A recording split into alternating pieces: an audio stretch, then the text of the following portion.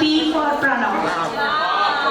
આ ભાઈ બહેનોનું એક એવું ટોળું છે જે એકબીજા સાથે બહુ મસ્તી ધમાલ કરતા, લડાઈ ઝઘડા કરતા પણ પ્રેમથી મોટું થયું છે. હમણાં અઠવાડિયા પહેલાની જ વાત છે.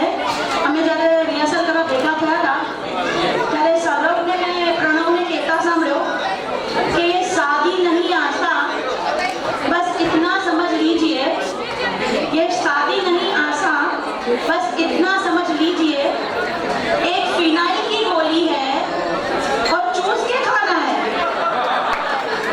પ્रणવ કે અરે ભાઈ કે તારા તો લગ્ન નથી થયા ને તો હવે બધી વાતો કરે છે. સૌરભ કે લગ્ન નથી કર્યા તો શું થયું, જાનમાં ગયો છું. તો આવા જ શાર્પને તમે